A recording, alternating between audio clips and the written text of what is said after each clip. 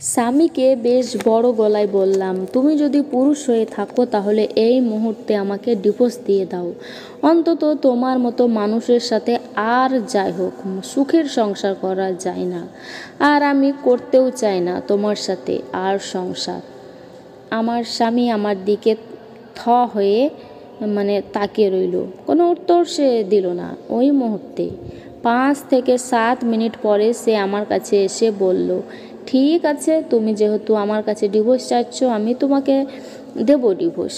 সে আমাকে বলল, তুমি আমাকে একটা কাগজ আর পেন দাও। ওর কথা শুনে একটু অবাক হলাম। এখন এই মুহূর্তে কাগজ কলম দিয়ে কি করবে? আবারও চাইলো। তখন আমি পাশের রুম থেকে একটা কলম আর একটা কাগজ নিয়ে এসে ওকে ফেলে দিলাম। এরপরে কিছু সময় আমার স্বামী ভাবনা চিন্তা করতে লাগলো, আর কিছুক্ষণ পরে সে কাগজ কলমে কিছু একটা লিখতে শুরু করলো। লেখা শেষ হয়ে গেলে কাগজটা আমাকে ধরিয়ে দিল আর বলল, এই যে নাও তোমার ডিভোর্সের পেপার। এখানে তোমাকে আমি ডিভোর্স দিয়েছি সেটাই লেখা আছে। এখন তুমি তোমার জামাকাপড় যা যা প্রয়োজনীয় সব কিছু ব্যাগে গুছিয়ে তোমার বাবার বাড়িতে চলে যাও। আমি প্রচণ্ড রাগে তখন আমার স্বামীকে বলে বসলাম, আমি কোথায় যাব সেটা তোমাকে নিয়ে ভাবতে হবে না, আর আমি তোমার কাছ থেকে ডিভোর্স নিয়েছি তোমার কাছে পড়ে থাকার জন্য নয়। আমার সময় হলে আমি এখনই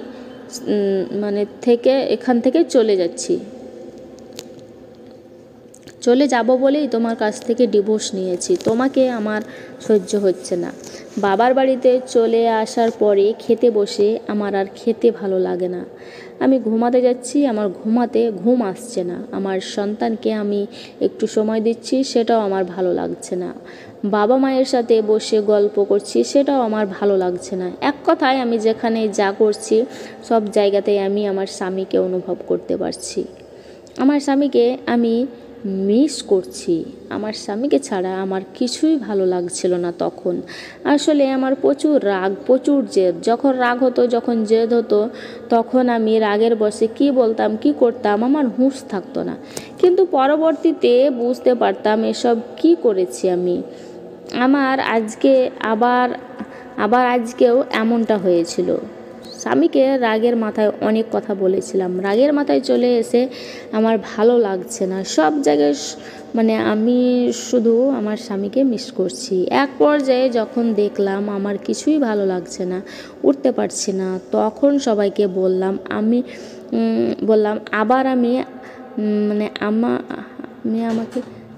আমার স্বামী আমাকে ডিভোর্স দিয়েছে, এই ডিভোর্স আমি মানি না।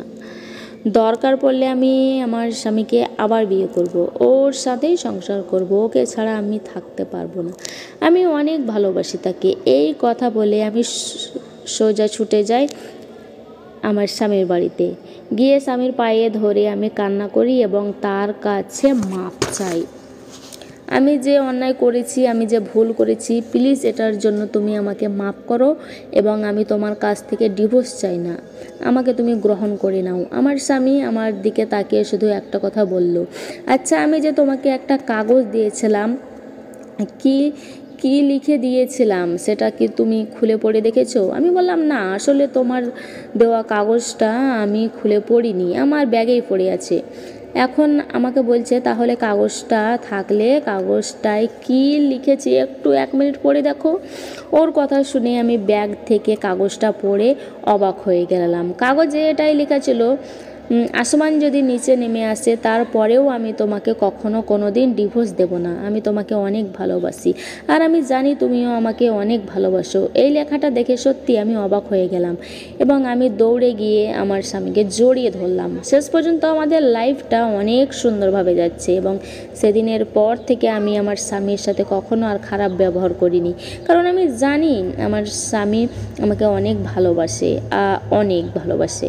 এবং আমিও অনেক ভালোবাসি। প্রিয় বন্ধুরা, এই লাইফ স্টোরিটি একটি দিদির জীবন কাহিনী। ভিডিওটি ভালো লাগলে অবশ্যই লাইক, কমেন্ট, শেয়ার করবেন।